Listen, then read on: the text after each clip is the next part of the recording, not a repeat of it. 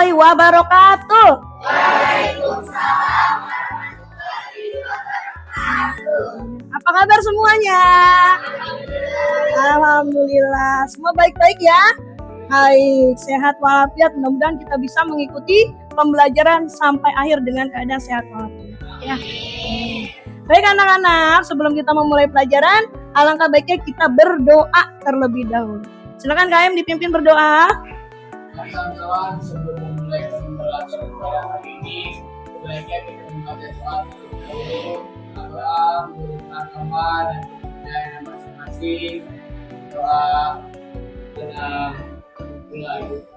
Doa selesai. Memberi salam. Assalamualaikum warahmatullahi wabarakatuh. Waalaikumsalam warahmatullahi wabarakatuh.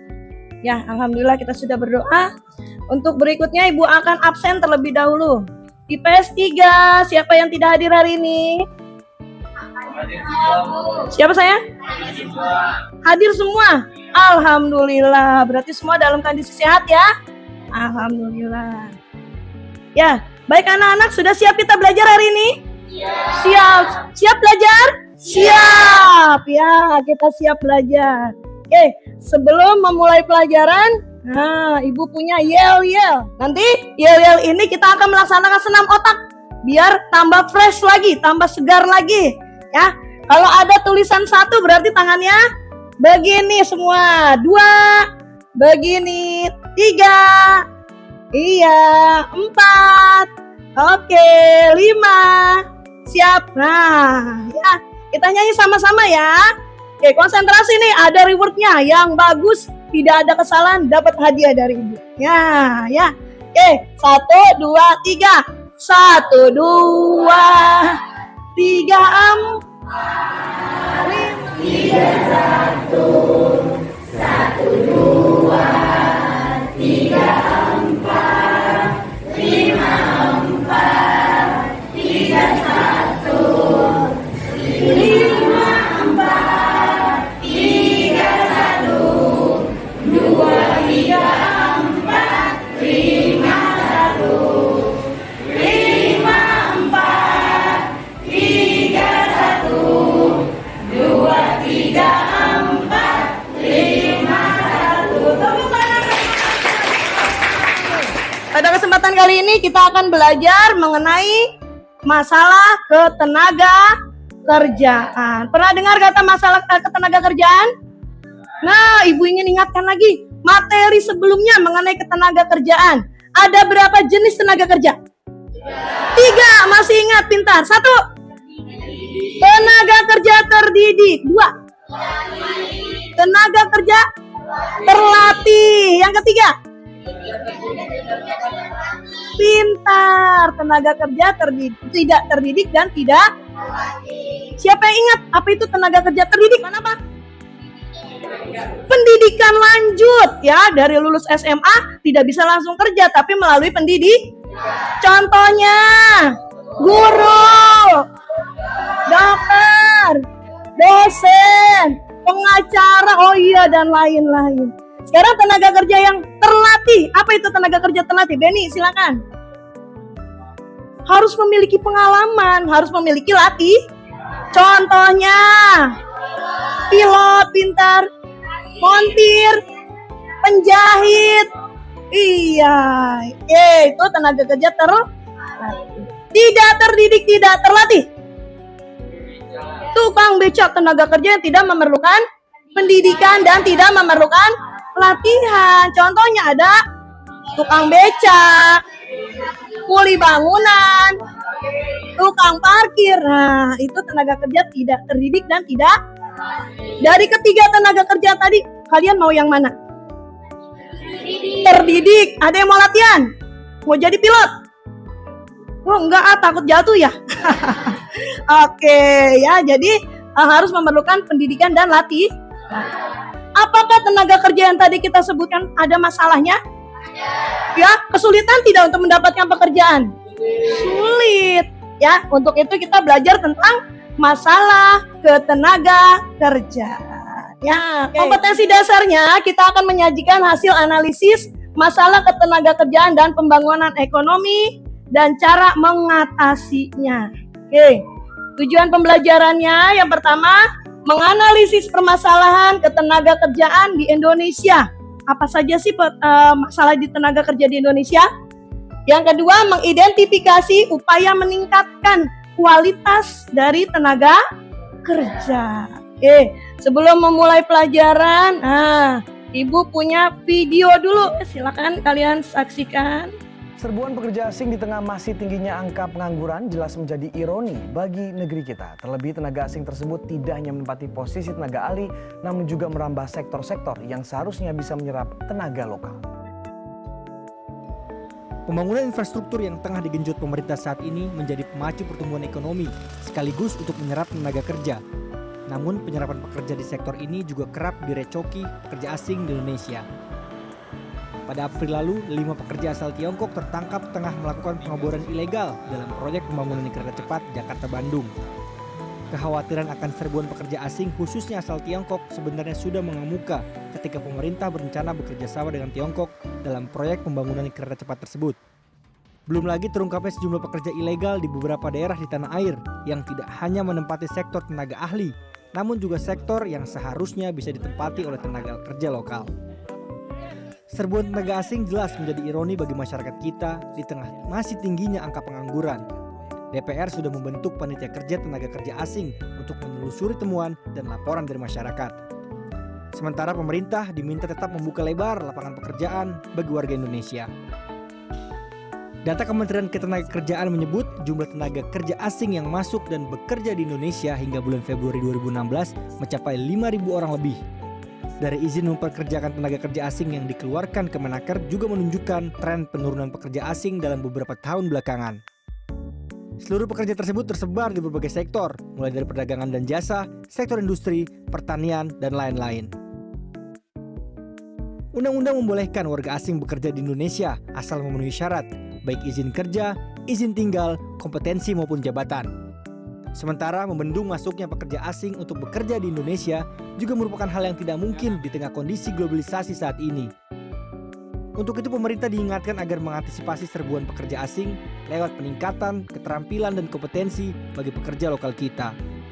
Agus Firmansyah, CNN Indonesia. Kerjaan. Masalah tenaga kerja apa yang tadi disampaikan di video yang kira-kira masalah apa tadi yang terlihat?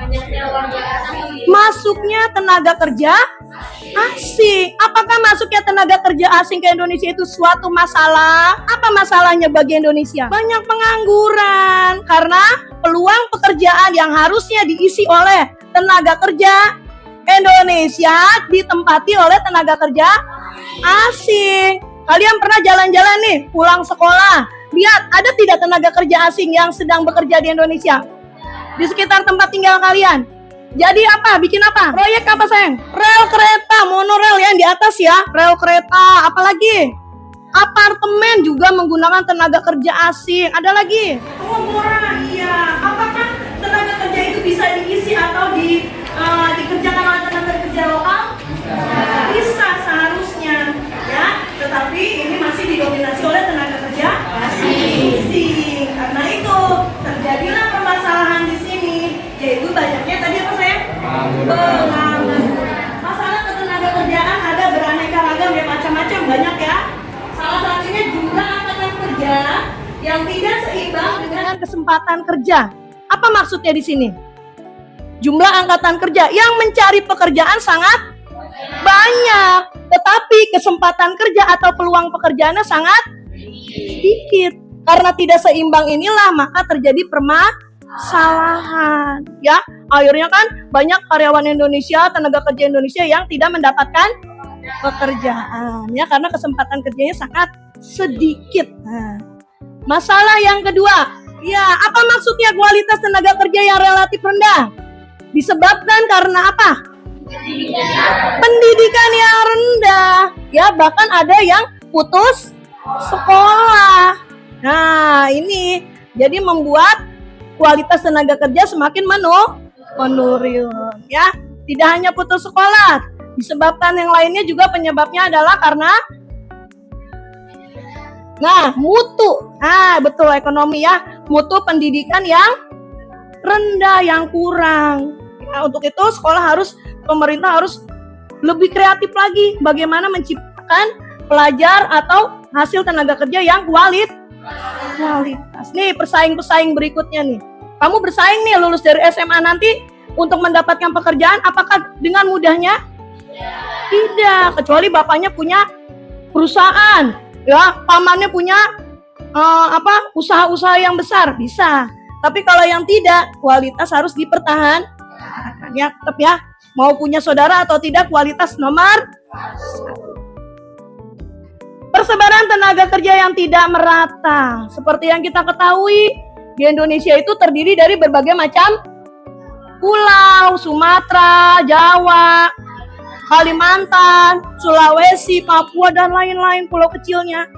Ya, kenapa tidak merata? Mereka banyak tertarik, terutama ke kota-kota di Pulau Jawa. Dari Sumatera datang ke Jawa, dari Kalimantan datang ke Pulau. Akhirnya bagaimana di Pulau Jawa?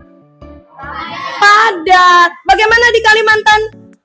Sepi. Persebaran tenaga kerja yang tidak merata. Padahal di pulau mereka itu potensi alamnya sangat melimpah, banyak, dan belum diolah secara optimal. Coba tenaga kerjanya tersebar, ya otomatis akan bagus ya persebarannya. Oke, yang keempat, kesempatan kerja yang masih terbatas. Seperti yang tadi Ibu sampaikan, peluang pekerjaannya sangat sedikit. Nah, ini calon-calon penerus bangsa nih, lebih baik menciptakan lapangan pekerjaan. Kamu bikin usaha, Benny jago bikin bakso. Wah, kelola lah itu keahliannya. Lalu Benny bisa membuka lapangan, usaha pekerjaan, membuka lapangan pekerjaan, mengurangi pengangguran tidak? Yes, mengurangi pengangguran. Yang kelima, nah ini muaranya permasalahan ada pada meningkatnya pengangguran. Ya, kalau sudah tidak ada pekerjaan mau tidak mau nganggur, akhirnya bagaimana? Nah, akhirnya keadaan ekonominya semakin menurun. Apalagi di zaman pandemi kemarin, merasakan nggak di pandemi kemarin banyak perusahaan yang gulung tikar? Iya, karena keadaan ekonomi tidak mampu ya mendorong semua kegiatan ekonomi pada saat itu. Ya, jadi akhirnya banyak yang di PHK. Apa PHK? Pememutusan hubungan kerja. Ya, berhenti, tidak bekerja, tidak dapat penghasilan. Ya, akhirnya ekonominya juga terpuruk, ya rusak ya. Terakhir, nah masuknya yang tadi video, tenaga kerja asing ini juga suatu masalah yang harusnya diisi pekerjaannya oleh orang Indonesia, tapi diisi oleh orang asing. Akibatnya orang Indonesia tidak kebagian pekerjaan, akhirnya menganggur. Coba Ibu tes nih, masih apa ingat? Masalah ketenaga kerja tadi yang pertama apa? Tidak seimbangnya kesempatan kerja dengan angkatan kerja dengan kesempatan. Angkatan kerjanya banyak, yang mau kerja banyak, tapi kesempatan kerjanya sedikit. Itu masalah. Yang kedua tadi inget gak? Ya, rendahnya pendidikan atau kualitas tenaga kerja. Ya, yang ketiga persebaran yang tidak merata. Tadi kan banyaknya di pulau apa tadi? Yang keempat, kesempatan kerja terbatas sedikit ya. Yang kelima, masih banyak pengangguran. Pinter. Terakhir masuknya. Nah, ini semua adalah masalah ketenaga. Ya. Bagaimana upaya menanganinya? 1. Meningkatkan. Caranya gimana meningkatkan kualitas pendidikan di Indonesia? Tadi pemerintah sudah menggalakkan wajib belajar berapa tahun? 12 tahun pendidikan minimal sampai SMA. Tidak ada lagi SMP, SD ya putus sekolah. Yang kedua meningkatkan. Iya, kalau kesehatan masyarakatnya bagus, otomatis kualitasnya bagaimana? Pasti bagus juga. Ya, ini upaya meningkatkan kualitas tenaga. Sampai sini ada pertanyaan? Sudah paham semua? Alhamdulillah. Oke, untuk itu kita bentuk kelompok ya Nak ya. Silakan membentuk kelompok. Duduknya.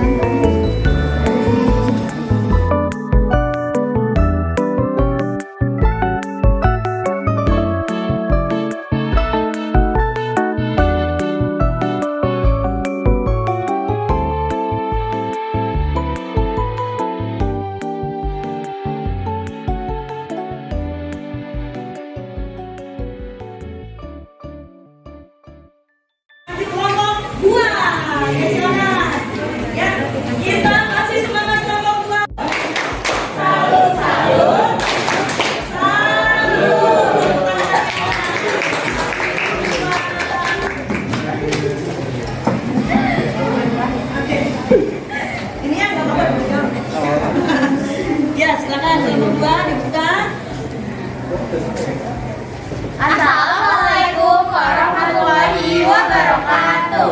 Waalaikumsalam warahmatullahi wabarakatuh. Perkenalkan, kami dari kelompok 2 dan di sini kami ingin menjelaskan tentang apa dia? Materi permasalahan ketenagaan kerjaan. Oke, bagaimanakah cara meningkatkan ketenaga kerjaan yang ada di Indonesia? Yang pertama, dengan cara meningkatkan pendidikan itu sendiri. Seperti kita yang ada di sini sedang belajar di sekolah, termasuk dalam lembaga pendidikan. Nah, apa sih fungsi dari lembaga pendidikan? Yang pertama, mempersiapkan anggota masyarakat untuk mencari nafkah di masa depan nanti dengan memberikan pengetahuan dan keterampilan. Yang kedua, mengembangkan kebudayaan dengan menanamkan nilai norma dan etika kepada para peserta didik. Yang ketiga, mengajarkan tentang hak dan kewajiban sebagai warga negara. Yang keempat, meningkatkan SDM dengan melakukan bimbingan pelatihan yang berkualitas. Nah, kita lanjut. Bagaimanakah cara pemerintah untuk meningkatkan kualitas tenaga kerja yang ada di Indonesia? Yang pertama, mengadakan pelatihan tenaga kerja. Upaya ini harus dibarengi pula dengan kualitas tenaga ahli sebagai pembimbing atau instrukturnya. Nah, contohnya dengan cara seminar. Seminar ini bertujuan untuk meningkatkan pengetahuan, keterampilan, dan kompetensi tenaga kerja. Hal ini dapat membantu tenaga kerja untuk beradaptasi dengan perubahan teknologi pasar dan industri, serta meningkatkan hal diri yang ada pada diri kita sendiri. Selanjutnya, Baik, yang kedua ada meningkatkan kualitas pendidikan di Indonesia, khususnya pendidikan formal, misalnya memperbaiki sarana dan prasarana pendidikan di sekolah. Berikutnya. Yang ketiga ada mengadakan latihan kerja bagi para tenaga kerja. Latihan ini ditunjukkan supaya calon tenaga kerja mempunyai gambaran tentang dunia kerja. Ada juga tambahan dari saya upaya mengatasi masalah ketenaga kerjaan. Hal ini dapat dilakukan dengan menyediakan fasilitas, kurikulum, guru atau bantuan pendidikan yang berkualitas dan relevan. Meningkatkan kualitas lapangan pekerjaan. Upaya ini bertujuan untuk menciptakan lebih banyak kesempatan kerja bagi tenaga kerja. Dan juga ada upaya meningkatkan. Yang satu meningkatkan kualitas pendidikan, kedua meningkatkan kualitas kesehatan masyarakat, dan yang ketiga ada menyelenggarakan pelatihan berkala. Selanjutnya, yang keempat ada meningkatkan kualitas keterampilan tenaga ahli dalam mengajar atau memberikan materi pada calon tenaga kerja. Tujuannya yaitu supaya keahlian dan keterampilan tenaga kerja dapat meningkat. Oke, mungkin sekian pembahasan kami kali ini. Sebelum kami tutup, apakah ada pertanyaan? Sudah? Oke, tepuk tangannya. Untuk itu ada pertanyaan? Ya, silakan. Kelompok 1 Ramadan dari kelompok mana? Perkenalkan, nama saya Muhammad Taufik Rahman. Saya ingin bertanya, apa saja hambatan pemerintah, dunia usaha, dan lembaga pendidikan dalam meningkatkan kualitas tenaga kerja? Yang pertama, hambatan pemerintah, dunia usaha, lembaga pendidikan dalam meningkatkan kualitas tenaga kerja, yaitu yang pertama ada kualitas pengajar, karena pendidikan diperlukan program pengembangan profesionalisme yang berkesinambungan. Dan kami pada kali ini, sebelumnya terima kasih atas tambahannya dan pertanyaannya, dan semoga pada kali ini dapat membantu kalian dan mengedukasi kalian tentang lembaga pendidikan dan lain sebagainya. Sekali lagi terima kasih dan wassalamualaikum warahmatullahi wabarakatuh. Waalaikumsalam warahmatullahi wabarakatuh. Tepuk salut. Salut, salut. Salut, salut. Salut. Terima kasih kelompok 2 sudah presentasi dengan baik sekali. Oke. Untuk selanjutnya, ini ya luar biasa presentasinya ya, karena waktu kita terbatas, hanya diwakili kelompok 2 untuk materi masalah ketenaga kerjaan. Oke, untuk itu siapa yang bisa menyimpulkan dari materi yang tadi kita pelajari, kira-kira apa ya? Nah, bagaimana kesimpulannya? Ya, silakan. Saya Tia Putri Darmayanti dari kelompok 3. Kesimpulannya tentang tenaga kerja, orang yang melakukan pekerjaan guna menghasilkan barang dan jasa untuk memenuhi kebutuhan sendiri maupun kebutuhan masyarakat. Tidak semua tenaga kerja termasuk dalam angkatan kerja karena angkatan kerja terdiri dari usia produktif yaitu 15 sampai 65 tahun. Kesempatan kerja adalah lapangan kerja yang tersedia bagi masyarakat di Indonesia. Kesempatan kerja dijamin dalam Undang-Undang Dasar 1945 pasal 27 ayat 2. Oke, alhamdulillah luar biasa, tepuk tangan. Kita simpulkan saja ya. Oke, tadi ada berapa macam permasalahan yang kita bahas? Ada 6. Yang pertama apa tadi? Tidak seimbangnya antara angkatan kerja dengan kesempatan kerja. Masalah yang kedua, apa lagi? Kualitasnya yang masih rendah. Masalah yang ketiga, persebaran tenaga kerja yang tidak merata. Yang keempat, banyak pengangguran. Yang kelima, tenaga asing banyak masuk ke Indonesia. Ya, jadi begitu banyak masalah yang akan kalian hadapi ya untuk masuk ke dunia kerja. Untuk itu bersainglah. Mulai sekarang, jangan hanya mengandalkan ijazah lulus selesai. Kamu harus lebih bersaing lagi dalam bidang kualitasnya. Jago komputer, tingkatkan. Ada yang pintar di bidang otomotif, tingkatkan. Ya, karena itu yang akan membantu kalian untuk masuk ke dunia pekerjaan. Oke. Alhamdulillah pembelajaran kita sudah selesai. Sebelumnya Ibu akan memberikan reward. Nah, ini dia. Kelompok 2 silakan maju ke depan semua. Empat-empatnya. Ya, silakan yang bertanya maju ke depan.